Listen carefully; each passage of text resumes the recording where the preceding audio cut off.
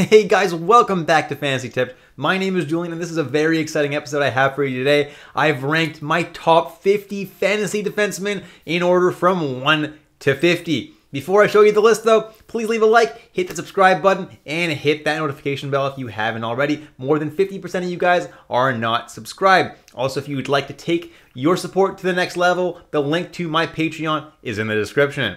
Alright, let's jump right into it now, and let's start with the list. No surprise here, Cale Makar is at number 1.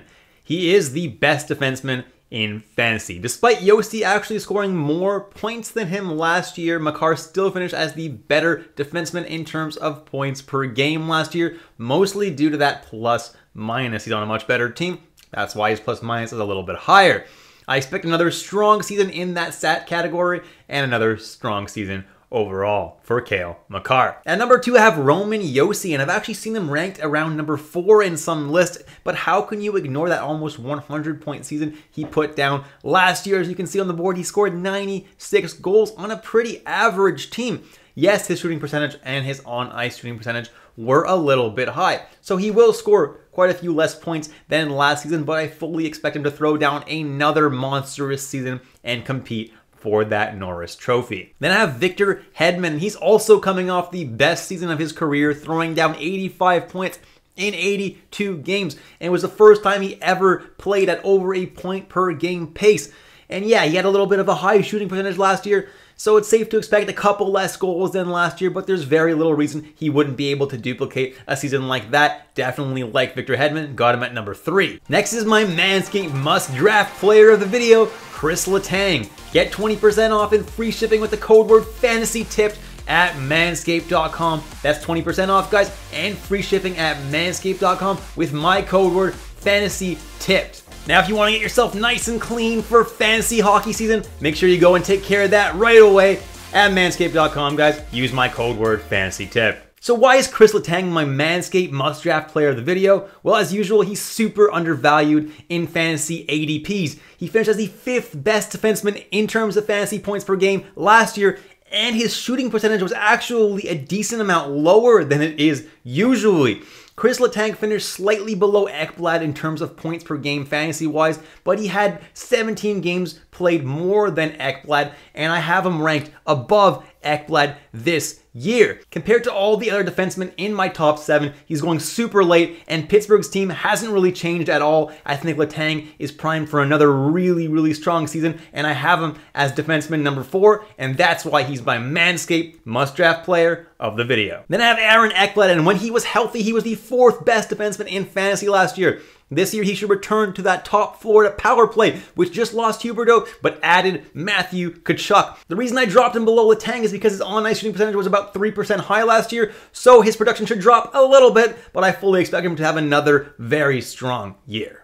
And at number 6, I have Adam Fox, whose ADP is 17.3. So in my opinion, he's heavily overvalued in a lot of leagues. He's being drafted before guys like Letang and Roman Josi, and that's just silly to me. He actually only finished as the 11th best defenseman in terms of fantasy points per game, so I strongly advise against drafting him where he's currently going in drafts. The most glaring issue is that he only shot the puck twice per game, where a lot of the guys ranked above him shot the puck 3+ times per game. That being said, I still have him ranked as the 6th best defenseman in fantasy. At number 7, I have John Carlson. It's no surprise here. He's a top 10 fantasy defenseman every single year. He'll continue to get loads of points on that top Washington power play and should have another very solid year. His ranking is decent, but remember, Letang is going about 20 spots later than John Carlson, and I like him even better.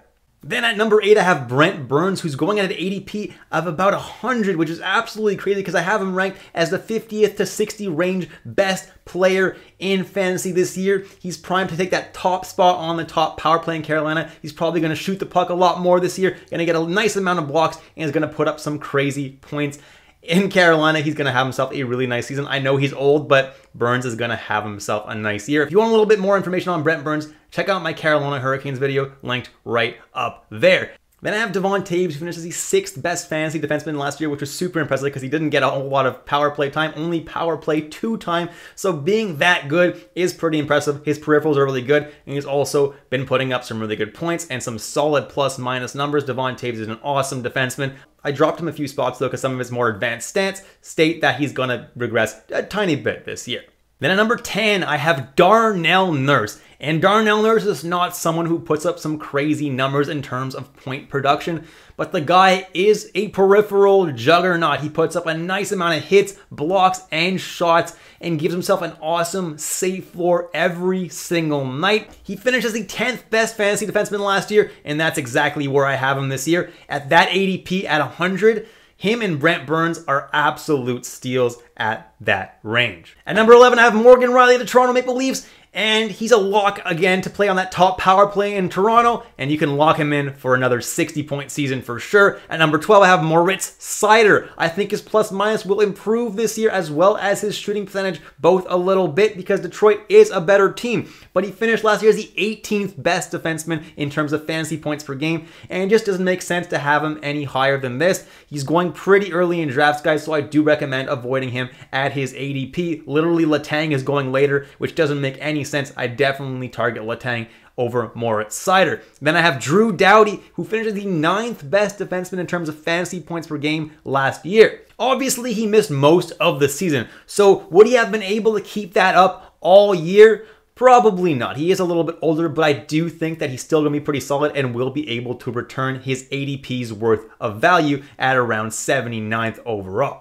Then at number 14, I have Jacob Trouba, and I knew you were Trouba. He's another guy like Darnell Nurse that just does it all. If you miss out on Nurse, Trouba is a very similar player, at least fantasy-wise. He puts up some really solid peripherals in all the categories, also puts up a sizable amount of points, which gives him a really nice floor. Definitely someone who I'd be targeting for categories leagues because he fills up that category sheets, and even in points leagues that have hits, blocks, and shots, he's someone that I definitely like. Then at number 15, I have Mackenzie Weegar, who's now on the Calgary Flames. He's the same type of player as Nurse and Trouba. He's a peripheral monster that gets very little power play time. I have him slightly below Trouba this year because he's on a new team, so there are a few unknowns, but I still like him here at number 15. Then at number 16, I have Thomas Chabot, who I'm expecting to have a monstrous season if he can stay healthy. Ottawa got a lot better with the additions of Giroux and DeBrincat, and I expect that power play to be super deadly, and I think Chabot's going to really benefit from that. Like him at number 16. At number 17, I have Dougie Hamilton, who had a little bit of a disappointing season last year with only 30 points in 62 games, but I expect him to have a much better year this year. If you go and look at his history, whenever Dougie Hamilton changed teams, he had a little bit of a down year, and then the next year he popped off. So I'm fully expecting Dougie Hamilton to hit 50 points this year, and that's why I got him at number 17. At number 18, I have Noah Dobson, and he had his breakout season last year. He is a true number 1 defenseman for the New York Islanders, and he will continue to quarterback that top power play. Got him at number 18 this year. Then I have Shea Theodore and Alex Pietrangelo, and they both shot the puck about 3 times per game last year. Pietrangelo also had about 2 block shots per game, which gives him a safer floor than Shea Theodore. However, Shea Theodore is going to be manning that top power play in all likelihood, and I think that Vegas team is going to be a lot better this year. Last year they missed the playoffs because of a lot of injuries, but they are healthy right now, and I expect that top power play to get rolling, and I expect Shea Theodore and Pietrangelo to both have really solid years. Then I have Justin Falk, who's another guy like Trouba, Weegar, and Nurse, who will cover your peripherals. Not quite as much as the other guys that I have ranked above him, but he still does it pretty decently. He finished as the 15th best defenseman in fantasy, due to him also scoring 47 points, but his shooting percentage and his on-ice shooting percentage were both quite high, which is why I slid him down to the 21st ranked defenseman this year. Then I have Charlie McAvoy, who's a top 10 defenseman easily if he's healthy. Last year, he was literally the 8th best defenseman in terms of fantasy points per game. Unfortunately, he is out until December, which is why I slid him down to the 22nd best defenseman. But if you're in a league that has a lot of IR spots, might be worth drafting him at 131 ADP. Super late, really good value. Then I have Quinn Hughes, who was the 22nd best defenseman in terms of fantasy points per game last year, which is why it's an absolute joke that he's going at an ADP of 50.3. Doesn't make sense. He had a really strong season last year, the best season he's ever had, and still was nowhere close to that ADP of 50. Doesn't make sense to draft him there, guys. Definitely avoid him at this range. Let one of your league mates take him there. At number 24, I have Zach Werenski, and I do really like Werenski. This year, he should be even a little bit better than last year because he will have Johnny Gaudreau on that top power play with him. So I think he's going to have himself a nice year. He's a guy who shoots the puck a lot, puts up some relatively decent peripherals, nothing too crazy, but will definitely be a safe pick for you at his range. Then I have Torrey Krug, who pretty much has a floor of about 50 points every single season, as long as he's healthy. Will get consistent power play time, and he makes for just a super safe pick because he's going to be that top power play guy in St. Louis. Then I have Rasmus Dahlin, whose ADP is a little bit high, but he did end up finishing as the 29th best fantasy player in terms of points per game. And while I do expect him to improve on that this year, he's going to be Buffalo's power play quarterback, and that power play should be better, and Buffalo should be a better team overall. So I do think Rasmus Dahlin is going to improve off that season last year. How much will he actually improve, though? Probably only a couple spots, which is why I only have him ranked at number 26. Then I have John Klingberg of the Anaheim Ducks, brand new free agent signing this offseason, and he will end up being traded during the season because Anaheim's not going to make the playoffs. That's where Klingberg is going to gain the most of his value. Last year, he only finished as the 71st best defenseman in terms of points per game, which isn't particularly great. I think he's going to do pretty well in Anaheim. I don't think he's going to do terribly. He's going to get that top power play time, and I think he's going to manage to produce a little bit with Zegras and Terry, guys like that on that power play. Personally, though, I think he's going to gain a lot more value when he's inevitably traded at the deadline to a cup contender. If he is traded, that's where I like his value a little bit more. So you could consider trading for John Klingberg mid-season instead of drafting him. Then I like Jared Spurgeon at number 28. Had 40 points in 65 games last year. Was honestly a really solid season for him. He's a very safe pick, and I expect 40 points from him again this year. But he's not an overly exciting pick. Then I have Radko Gudas, and I'm only drafting him in the leagues that count hits. And if you have PIMs in your league, even better for Radko Gudas. He's someone who finished last year with the absolute most hits in the NHL, so he's definitely going to give you that safe floor night in and out. Definitely like Gudas this year. Just do not draft him if you don't have hits in your league. Then I have Josh Morrissey of the Winnipeg Jets, and he's great all around with nice peripherals and a power play one presence, and that makes him an absolute steal at his current ADP of 166.2. Definitely like Morrissey towards the end of your draft. Then I have Rasmus Andersson of the Calgary Flames. Had himself a really nice year last year with 50 points in 82 games, and he should retain that top power play spot this year in Calgary and have another solid year. Then I have Evan Bouchard, and I know a lot of people are really high on him this year, and I get it.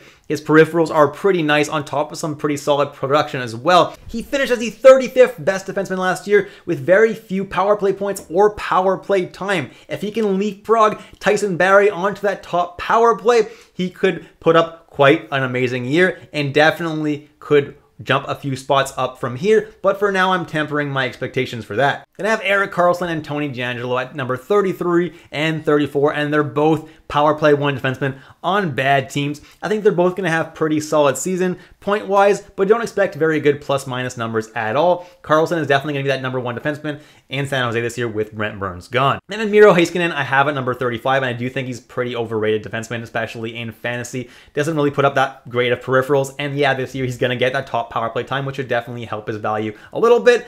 But Heiskanen, I'm definitely tempering my expectations, and I'm not expecting too much from him. At number 36, I have Seth Jones, and he was a minus 37 on a bad Chicago team last year. This year, the team is even worse and will lose Patrick Kane at some point. He could set an all-time record for the worst plus-minus in a season. He's not actually going to set the record, guys. I'm exaggerating a little bit. That record's held by Washington's William Robert Mickelson and was a minus 82 in 1975. Just a fun fact. I don't think Seth Jones is going to break that record, but I think he's going to have a pretty bad plus-minus. But that offensive production should definitely help him be at least the 36th best defenseman in fantasy. Then at number 37, I have Mikhail Sergachev. He's a safe pick because of the safe floor that he brings. But Hedman will also absorb most of the top power play time in Tampa Bay. So Sergachev doesn't have a super high ceiling either. Finished as the 37th best defenseman last year, and I expect him to finish around the same range this year. That's why I have him at number 37 once again. At number 38, I have Jacob Chychrun, and he was the hardest player to place on this list because it fully depends where he ends up being traded to and how soon he ends up being traded. And at number 39 and 40, I have Slavin and Dumba, and they both rank right here. I'm expecting both of them to have good enough peripherals with enough points to rank them around the 40th best defenseman. I think Dumba's going to have significantly better peripherals than Slavin, but Slavin should probably produce a little bit more offensively. Then at number 41, I have Shane Gottsbeer, who's the top power play guy in Arizona, scored over 50 points last year, but ended up as the 50th best fantasy player in terms of points per game. I expect him to have a pretty similar season this year. I'm just not expecting that plus minus to get much better on a pretty bad Arizona Coyotes team. Then I have Neil Pionk, and he had a pretty lousy season last year, but I expect him to be heavily utilized under Rick Bowness, and I'm expecting a pretty nice bounce back season. If he does bounce back, he could fly up this list. For now, I'm tempering my expectations, but he could be a steal at his current ADP. At number 43, I have Tyson Barrie, and he was a huge disappointment last year, finishing as the 61st best fantasy player in terms of points per game, which is not good, especially after a season where he literally scored the most points in the league among defensemen. Pretty disappointing, but I think they're going to give him that top power play spot again, at least at the beginning of the season, and allow him to try to bounce back from a bad year. Then I have Noah Hannafin, who was phenomenal in the second half of the year last year and could definitely have a really strong season. With Uyghur on the team, how does Hannafin factor in exactly? That remains to be seen. Then I have Ryan Pulock, who put up some decent peripherals in the 51 games that he actually played last year, and it has me optimistic about him being a top 50 defenseman this year. Then I have Dmitry Orlov, and he's another guy who put up just good enough peripherals and just enough points for him to be relevant in fantasy last year. He finished as the 42nd best defenseman last year in terms of points per game, but his shooting percentage was a little bit high, so I dropped him a few spots. He's not an exciting player at all to draft though, but he does give a safe-ish floor. At number 47, I have Owen Power, and yes, I am excited to see him play in the NHL, but I don't think he's going to have that crazy of a season this year as long as Dahlin keeps absorbing all the top power play time in Buffalo. If you want a little bit more details on Owen Power, you can check that out in my rookie video right up there. At number 48, I have Bowen Byram of the Colorado Avalanche. Both him and Owen Power are both going way too early in drafts, in my opinion. Byram's currently going at an ADP of 117, and both Makar and Devon Toews are ahead of him offensively in the Colorado depth chart. While he should still get some power play 2 times instead of Girard this year, the Avs power play 2 just won't be as good this year with no Kadri or Burakovsky. His peripherals really aren't anything very spectacular either, and this ranking is just a head scratcher to me, especially considering his history of injuries and concussions that he had recently. If that happens again, he could miss a significant amount of time. I'm definitely not touching Bowen Byram this year until he can prove that he can stay healthy a whole season. At number 49, I have Matt Roy of the Los Angeles Kings, who currently does not have an ADP and is only owned in 5% of leagues. While I don't think he's a crazy good value or anything like that, he's another guy like Dmitry Orlov that puts up just enough peripherals and just enough points to make himself relevant in fantasy, and he's going to finish around the 50th range in terms of best fantasy players this year. Then at number 50, I have Alec Martinez. And will he bounce back this year? He's one of the top fantasy defensemen just a couple of seasons ago. He finished as the 69th best fantasy defenseman in terms of points per game last year, but missed almost the entire season due to injury. With additional time this summer to recover and train, I think we could see him have a nice bounce back year, and he is a king at block shots. One guy who I wanted to include in this list, but I just couldn't squeak him in, is Luke Schenn. Last year, he had an amazing season. He finished the season with the second most hits in terms of hits per game last year. It was an absolute monster. If he can do that again, he could definitely be a top 50 defenseman as well. And that's it, guys. Thank you so much for watching all the way through. Let me know what you think of my rankings down in the comments. Let me know what you agree with, what you don't agree with. As usual, guys, please leave a like, hit that subscribe button, and hit that notification bell if you haven't already. And I'll catch you in the next episode of Fantasy Tipped.